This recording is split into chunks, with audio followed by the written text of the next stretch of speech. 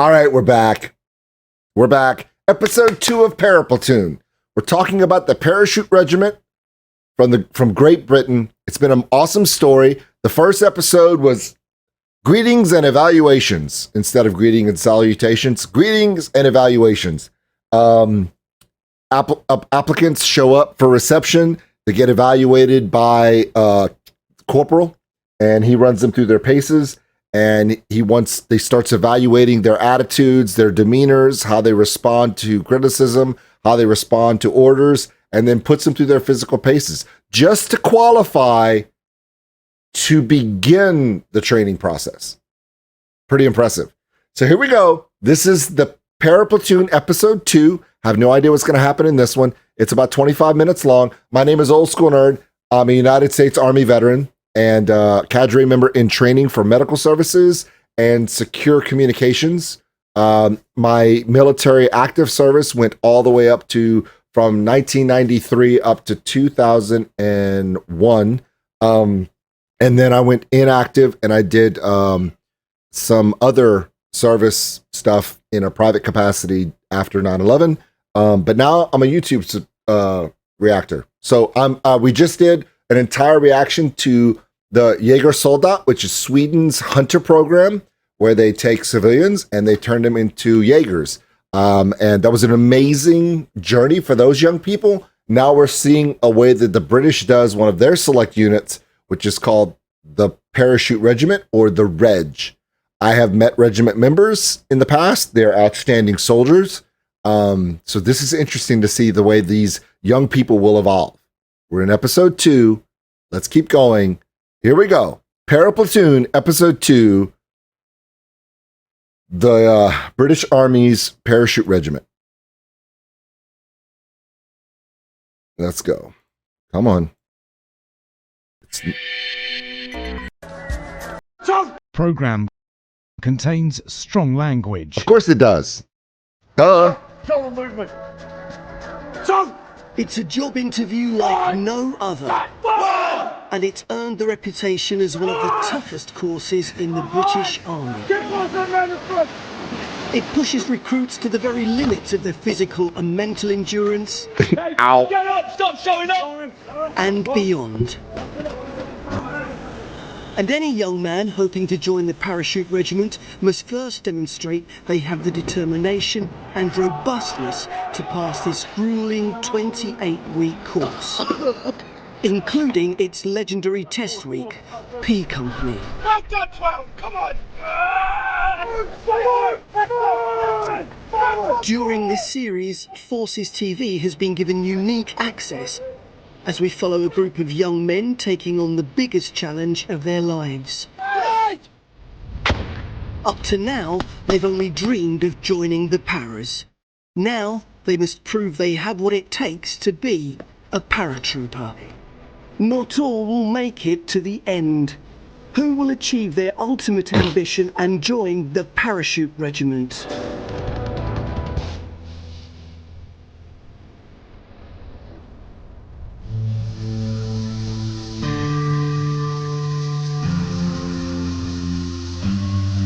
The Infantry Training Centre in Catterick, North Yorkshire, produces some of the finest infantry soldiers in the world. And it's here, in Europe's largest garrison, where Parachute Regiment training takes place. This morning, 34 recruits have arrived to start their course. They all share one. I know at some point they're going to share what the attrition rate is, and I'm sure it's very high. I'm thinking less than 30%. It's got to be less than 30%, the attrition rate. Ambition. To pass out in 28 weeks' time and join the regiment. Right, Joe, listen in. We're now taken to your accommodation. On the move around, you'll move around in a smart soldier-like manner in 3 ranks, which I'll put you in a minute. That is the formation you'll walk in or march in around this camp from this day forth. Any questions? Turn to your right. Nerves. I would say their emotions at this stage are nerves, a lot of nerves. Didn't know where you are, I was just rabbit in the headlights, just like, whoa, what have I got myself into, really? One thought I did have was, holy shit, I've forgotten to bring a lot of stuff, like spare coat hangers and iron and stuff like that. I thought, you know, I've packed lightly here. I've balls this up. Their training team have over 60 years army experience between them and have recently fought with distinction in Iraq and Afghanistan. Okay, I'm Sergeant Bishop, I'm platoon sergeant throughout the whole course. Obviously you've met the NCOs already, the corporals you've been walking around with, all right? When you're speaking to them, you'll speak to them as corporal. When you speak to me, it'll be as sergeant. That's what we'll work on for now. Anybody else call stir or staff, they understand that? Yes, sergeant. We just give them the standards and the rules that we expect them to apply by. And probably for a lot of them a bit of a shock to the system. I was scared of Sergeant Bishop at first, honestly. He's just like the scariest person I've ever met. Okay, so this is where, okay, if we're looking from my perspective from American training in the 90s, when I went through basic training and AIT and military training aspects through different skills and levels of certification in the United States Army in the 90s, this is much more similar to that versus what we checked out in Sweden for the Jägarsoldat. Sweden has their own particular philosophy of how they communicate with trainees and recruits at the beginning of their training versus the way you see there's a very big intimidation factor here with the Parachute Regiment. And then you look at the absolute culture shock of American type training, particularly in the Marine Corps, but there's a reason where those philosophies fall. The United States has their own philosophy on how they remove the civilian from all aspects of civilian life, shock their system into a military bearing. Sweden keeps them in a civilian state of mind and gradually moves them into the discipline of a military bearing. And the UK apparently so far appears to be kind of in between that. There's a level of psychological assessment of your life is different, things are different, start making your mind different to understand that the bearing of your life has changed. So it's kind of between the two in a way so far. Now, throughout this entire series, please understand, I am not going to judge any of them as being wrong or incorrect because I see value in the way that each one of these militaries operates. It's because each one of these countries' cultures, political systems, legal systems, and societies are different. So those civilians are going to react differently to different stimuli and different pressures and different protocols to create, through a lot of evaluation and training methods and proven theory, how they achieve the soldier or the military person they're looking for. It's fun to see. It's very interesting to me to see how the UK, the US, and Sweden all have similar equipment. They all have similar for the basic soldier, very similar philosophies, but they go about training differently. And I find that very fascinating how they each have their own perspective and their own goals and methods. And I find it very interesting. I'm not saying any of them are different or any of them are, they're all different. Not that any of them are incorrect. They're just all different in the way they approach it. And I find that very fascinating. I'm not afraid to say that, yeah, he does scare me quite a lot. His voice is like a foghorn, it's unbelievably loud. And, you know, when he barks an order, you react to it as quick as you can, quicker than lightning. You'll soon learn discipline, what we expect from you, and we only expect the best. We expect the highest standards in all discipline while you're here. Anybody failing that and we will get rid of you. You don't want to get on the wrong side of Sergeant Bishop. I was like, yeah, I like this guy. Everyone stand. Yes, sergeant. I like discipline. I mean, where I'm from, Bradford, it's pretty lawless, you know. So when you're in a situation like this, the chaos comes to calm. Remember, we did not write you a letter to say come and join us. You looked at us and thought, I want a bit of that. From now on, if you want to leave this establishment, you can't for 5 weeks. You're here now.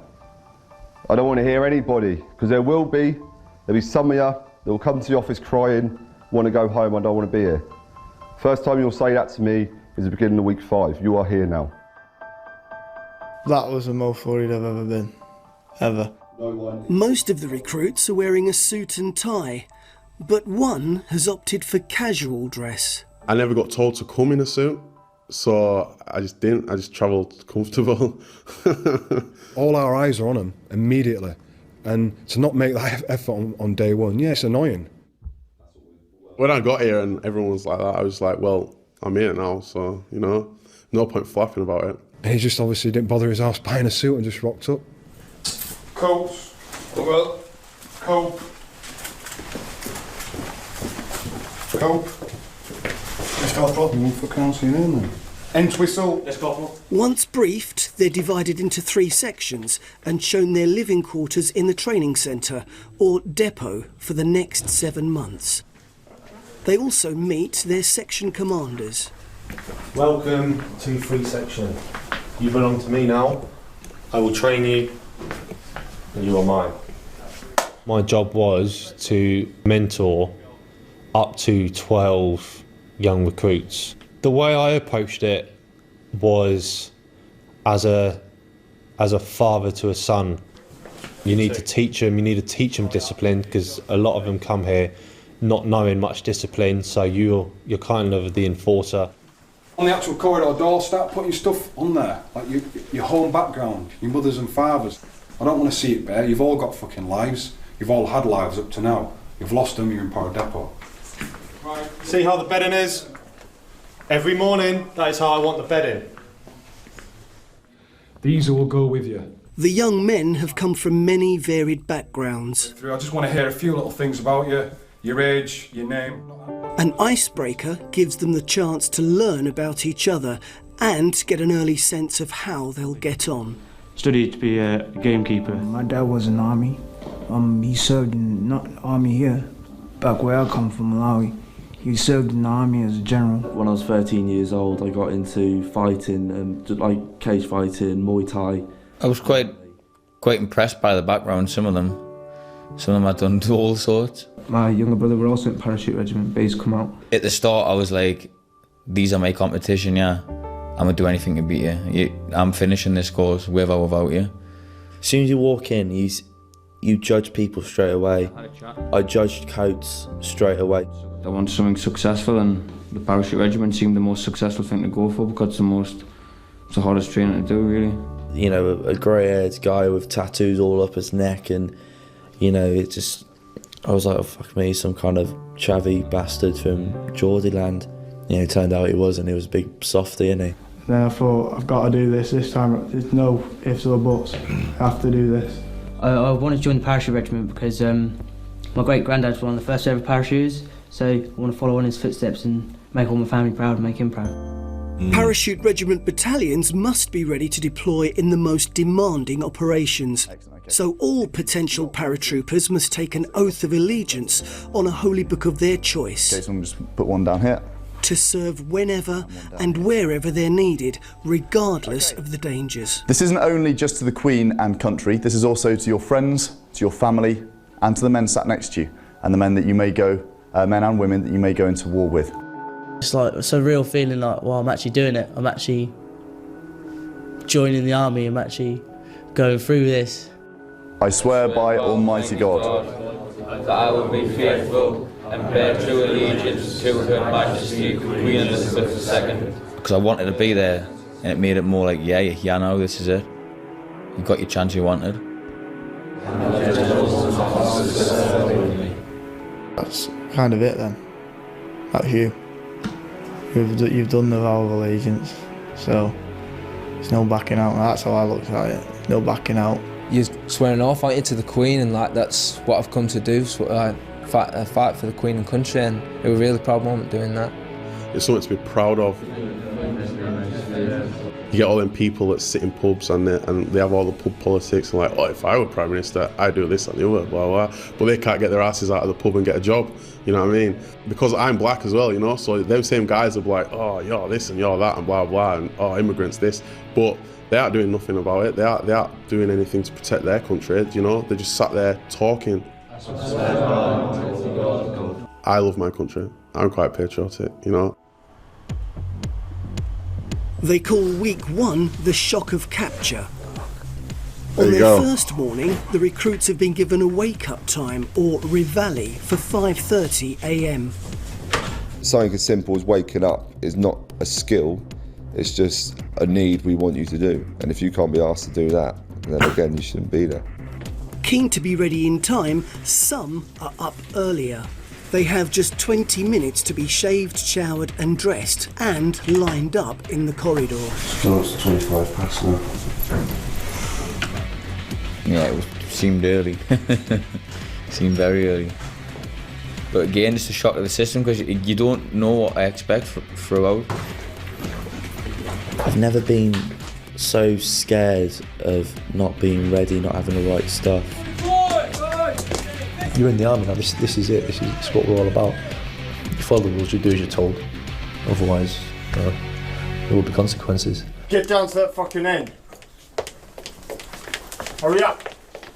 The recruits, traditionally known in depot as Joes, line up for their first inspection, a shave parade.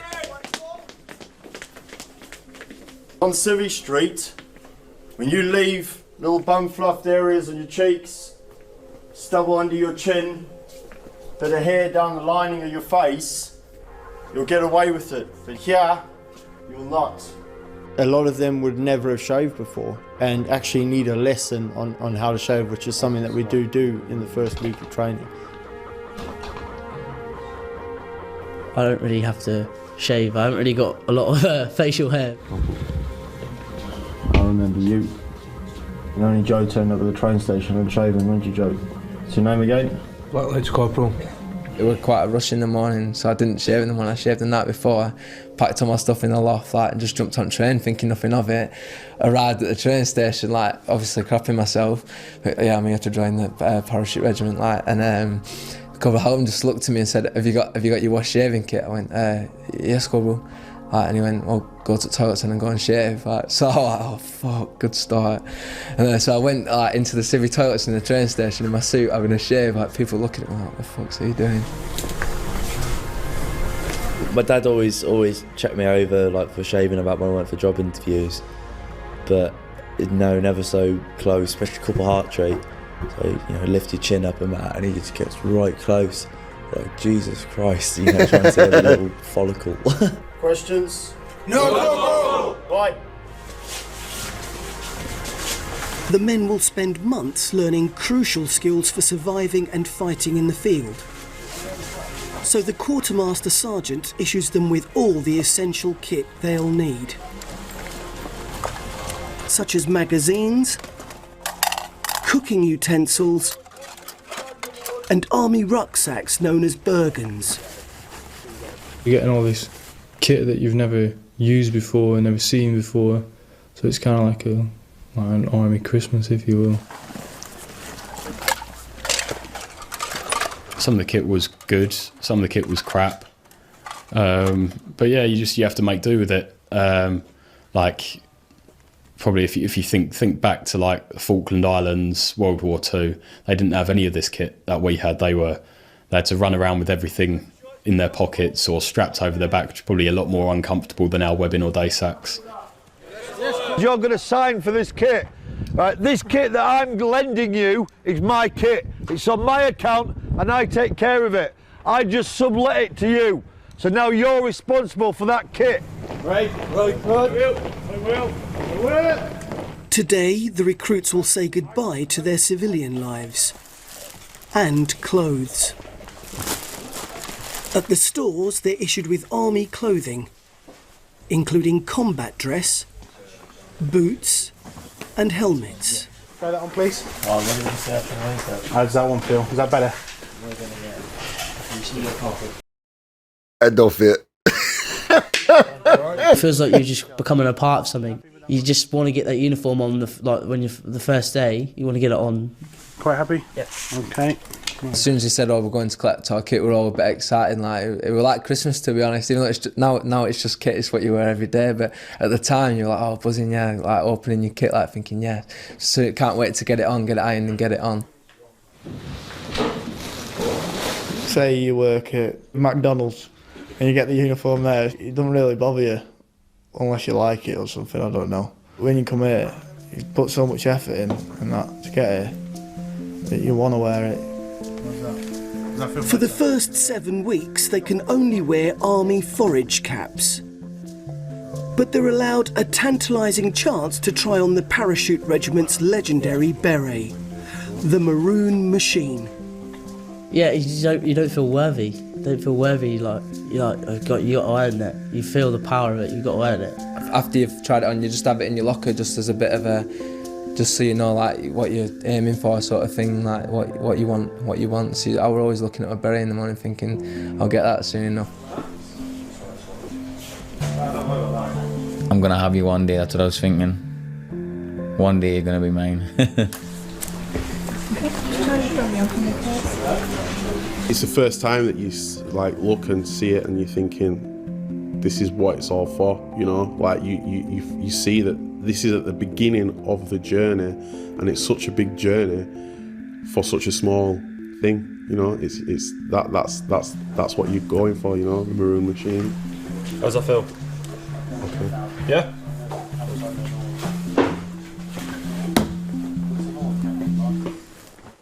How's it feel? Okay, give it back. You got to earn it now.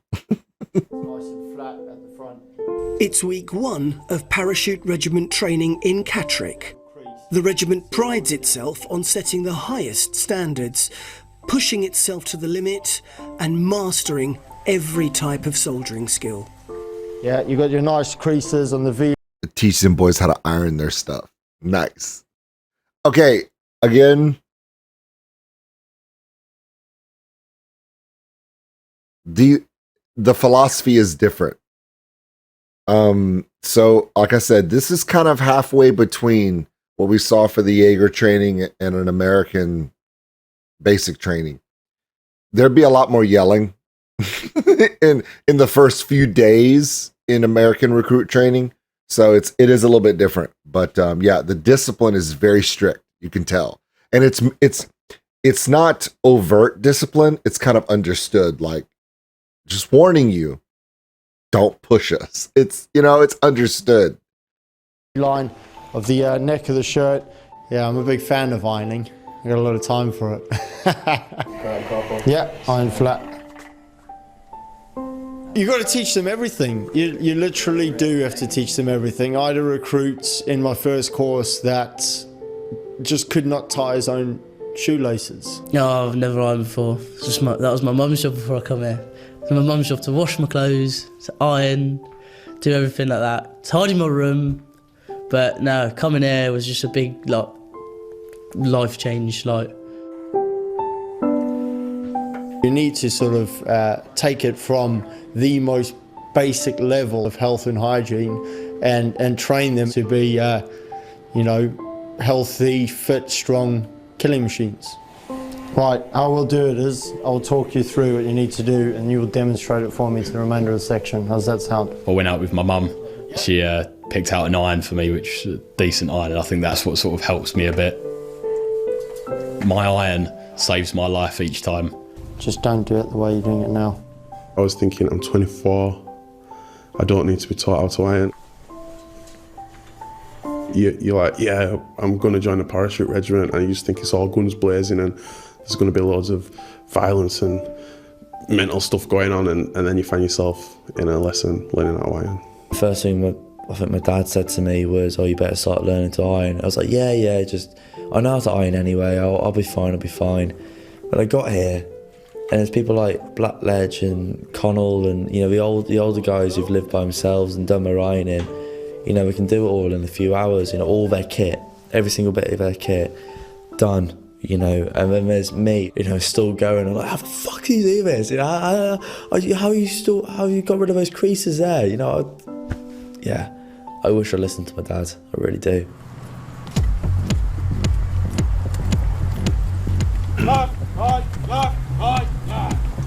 From this point on, the recruits will form up a 766 platoon, also known after one of the Parachute Regiment's battle honours, Athens. Their first few days have been taken up with admin and kit issue. Now they're introduced to the SA-80, the British Army's rifle. The first lesson for every soldier in infantry training is skill at arms. The class is led by Corporal Hartree. Take out your notebooks and pens. A veteran of 2 tours of Afghanistan, he has a wealth of combat experience. On operational tours, your weapon system will never be more than arm's reach away from you at any time. Chamber, body, face of the bolt. Yeah. Before you can even go on to like any sort of drills or firing or anything like that, you need to learn the actual weapon itself, taking it apart. So if you don't know that, you're screwed. There's a lot of sayings in the military about your weapon system, and one of them we do live by in the Parachute Regiment is first my weapon, then myself. You know, you need to look after your weapon system, because when it comes down to it, that's in a kinetic atmosphere or in a firefight, that's what's going to save your life. In face-to-face combat, airborne infantry soldiers have another weapon at their disposal. If you look at the bayonet, you see the groove coming down over there. Yeah? Yes, sir. What do we think that's for? So you can pull it back out of your enemy football? Maybe. To get to the main arteries. Yeah, sort of. And use it to cut rope? Yeah, it's a fucking rib separator, Joe. So when you stick it in someone, yeah, into their lungs, it separates their ribs, pushes their ribs apart so the blade can go straight into the internal organs, be it their lungs or their fucking heart. It's an amazing bit of kit that's been used by soldiers and warriors for, you know, God knows how long. And it's something that's only used in close quarters, and it has been used in recent years, and it will be used again. You will hear a prominent click, Joe. So when you It excites me stuff like that. I want to do it. I'd love to be able to use it, but like getting your hands on it, it's a knife. It's cool, but no, yeah. I've one day hopefully I'll get to use it. I got feeling, man. If you need to use the bayonet on the end of your rifle, shit has gone horribly wrong. As the week progresses, the recruits are getting to know each other and settling into army routine. But while they struggle to get to grips with their new kit, one of them is having second thoughts about committing to a life in the Parachute Regiment. Just not having a very good time at the minute. I don't think I'm ready, to be honest. Like, I'm going to go for the army again, but don't think just yet. Might give it a few, yeah, to be honest. All right, this is something I want to talk about. In military service, every balanced, emotionally mature person is going to hit this moment. For me, it happened week 5. Week 5 of my basic training in Fort Sill, Oklahoma, 1993. It hit me. That, did I make a good decision? Am I supposed to be here? Did I mess up? Do I want to go home? Do I want to go back to my past life? Do I want to... And I'm not kidding. If you don't have this moment where you question it, now that moment may last an hour, a day, sometimes a week. For some people, it becomes debilitating. For some people, it's the end of the road. They can't shake that feeling. Everyone has that moment. For those who do not have that moment, they are psychologically unfit to be in the military. If you never have a moment of questioning why you're there, you're insane. You're a sociopath, and you should not be given a weapon. There's such a, to go from a civilian existence where everything around you has to have a balance of life versus death, to go into a role where your particular job is to bring war to a place, to bring violence to a place. it should, to go from that strict military structure in any country, in no matter what it is, if at some point you don't question it, that means you don't have empathy. That means that you actually lack a certain level of. That's the difference between those that cannot. There is a level where there's following orders, following what the task is, versus the ones that crave it. They're killers, they're sociopaths.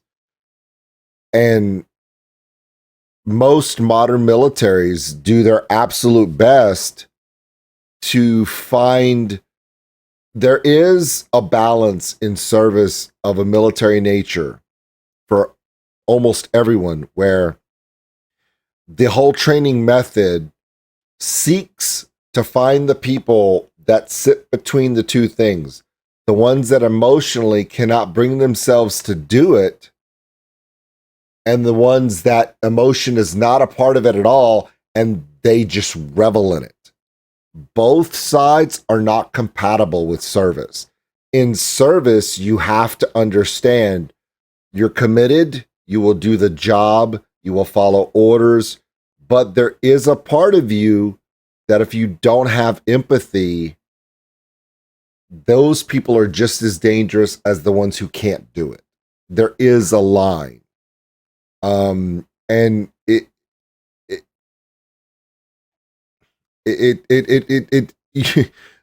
you're a sociopath, you should not be in the military, because those people have no judgment skills at all. And there's a difference between blindly following an order. If you tell someone engage the enemy and they just start slaughtering outside of the rules engagement, it's because they don't question the violence.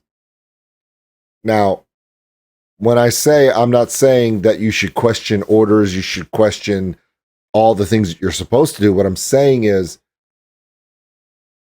I remember the first time that I pulled the trigger in a real world scenario, in a live fire situation, engaging an actual enemy. And I almost pissed myself. I didn't revel in it. I was scared. And the thing about it was, when I put rounds down range, I, in that moment, had no idea if I killed someone or not. And that made me physically ill.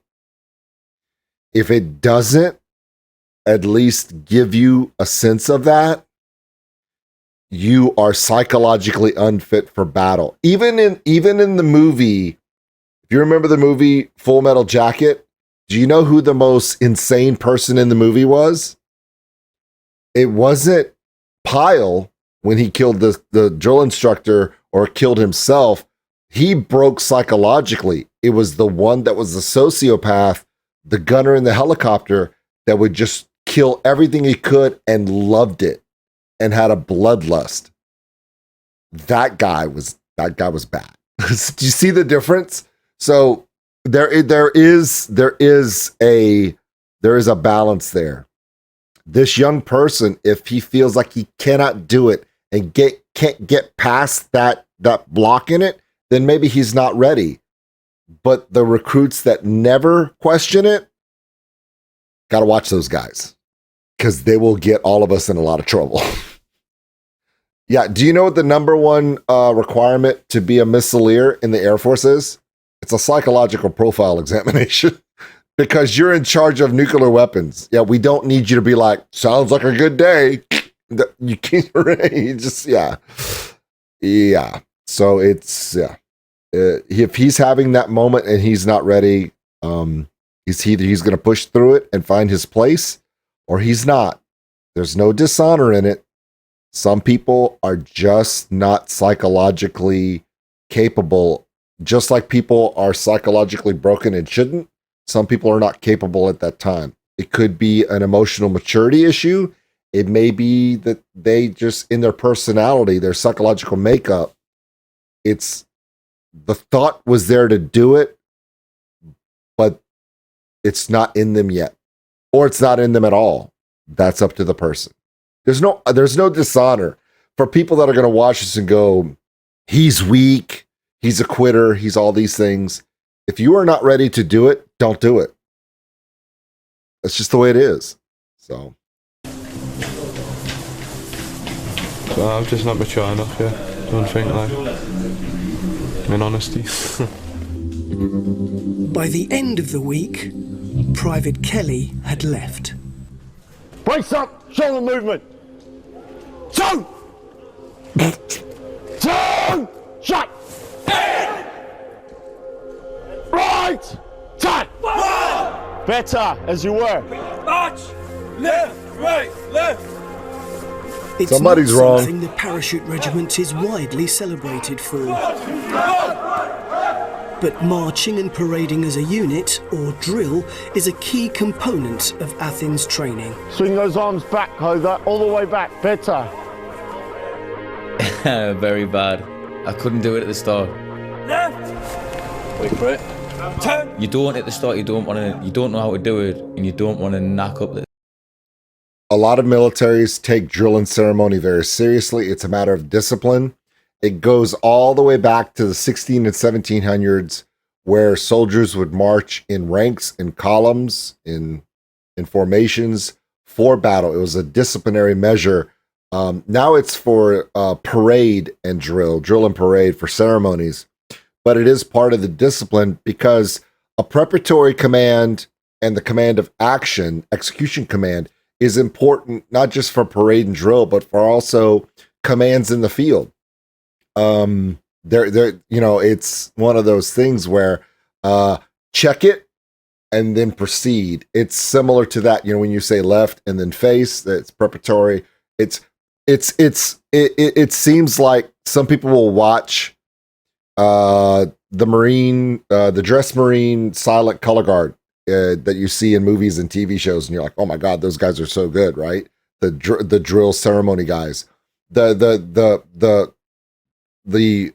guard, the first regiment in the United States that guards the Tomb of the Unknown Soldier in Arlington. That's a lot of procedures and precision. The British Royal Armed Forces also takes the pomp, the pageantry, the drill, the ceremony very seriously because it's part of tradition. It is part of the indoctrination. It's because you're in service to the king. At this point, it's the king. At this time, this was filmed, Queen Elizabeth II, God rest her soul, was still alive, so she was still the monarch. So you had, there's a lot of it in there from both the ceremonial, traditionary perspective, but when you look at military service in other aspects, it's all part of the method to do other things. Look before you leap, aim before you shoot, right? It comes down to if you can't maneuver left face, right face, about face, if you can't do that, we can't expect you to do all the other things that make people not alive. It's a discipline. It's a procedure. Procedures throughout military service in all branches in all countries are part of the checks and balances that prevent chaos. It's important. I know it looks ridiculous because everyone does it a certain way. In America, our drill and ceremony is very minimalistic. We don't over-exaggerate steps. We don't exaggerate arm swings. We don't exaggerate. It's very minimalistic. I think the only times when it's not is probably at the Tomb of the Unknown Soldier. They do a particular clicking and that movement with the foot and the dress with the M14. That's different. The dress Marine color guard, that's a little different. For ceremonies like weddings and funerals, that's different. But from a basic drill and ceremony in the military, whether it be the Navy, the Army, the Air Force, the Marines is a little bit more because there is a tradition there. Space Force, the Coast Guard, they're all different layered, but they all serve a purpose. It's beyond just the look. Please put that in your brain when you're talking about drill and ceremony. It seems a little frivolous. It seems a little nonsensical. but order and discipline and procedure and action start there, to where the things that are way complicated, way more life or death, way more impactful, follow the same steps to prevent accidents, chaos, and bedlam. Basically. At the same time, so you're thinking about it that hard that you're making yourself make mistakes because you're too nervous. March! Left! Right! Left! It's getting them to work as a unit, because everything has to be in time. It's teaching them self-discipline, standing still, you know, because if they can't stand still on a drill square, what hope are they going to have when they're in an ambush? When you march, Joe, it is normal walking. Why is he waddling? Is he telling him not to waddle? Watch his waddle. Oh my God. It's like a penguin joined the Royal Marines. Watch this. It's getting them to work as a unit, because everything has to be in time. It's teaching them self-discipline, standing still, you know, because if they can't stand still on a drill square, what hope are they going to have when they're in an ambush? When you march, Joe, it is normal walking. We're not the Russians. I think it has a very important place in depot for all recruits, because it's all about reacting to a word of command. Joe! Shut! It's about uniformity, Literally what I just said. Carrying out a movement as a squad. The easiest mistake for a recruit to make is to tick-tock. Okay, you tick-tocking like that, like a clown. Yeah. It feels unnatural, doesn't it? Let's go. Okay, just walk normally. Alright? By the front, quick march! Left, right, left! Yeah, much better. Down, right, down, right, down, right. To be honest, they're not too bad. You know, if you look at it from a distance, it might look pretty shocking at this stage, but it's about the mechanics. So as long as we can get on these basic lessons, if we can get the mechanics of their movement, like this is how you do it, Joe, and then they can get the mechanics of it, take it upstairs at night, practice, practice, practice. Next time, the recruits throw a grenade for the first time. That was fucking pathetic. Enter a grueling physical training session and launch a section attack under fire. Fire! All right, that's gonna be fun. Okay, that is definitely gonna be fun. To watch them throw grenades. Now, when we say watch them throw grenades, you have to understand. I've talked about this in other series, and I've talked about this when I did the videos about my personal military training. Rifle marksmanship is one thing. Rifle safety, live fire exercises, they're all very unique. There's something about the hand grenade and the evolution of training a civilian or someone who doesn't understand how grenades work to realize they are not playing baseball. It boggles my mind. It's not cricket. Okay? It's not, we'll talk about it on the next episode. I can't wait for that because there's something about, you would think that throwing a hand grenade, it would be easy.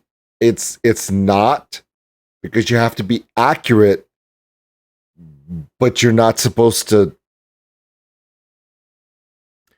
follow through.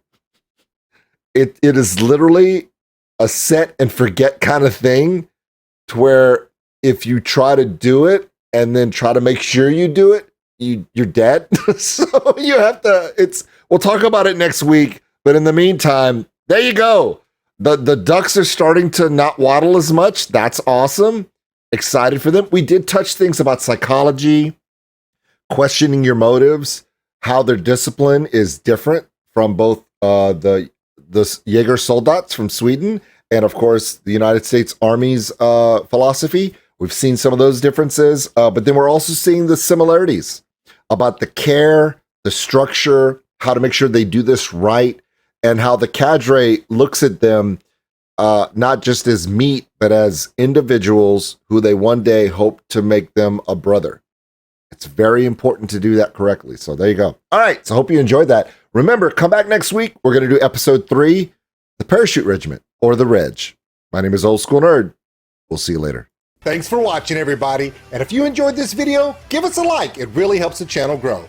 Also, if you want to subscribe, right over there. A big thank you to all my Patreons out there for everything you do. And if you want more content like this, check them out above. Remember, love one another, take care of each other. We're all stuck on this mud ball together. We'll see you later.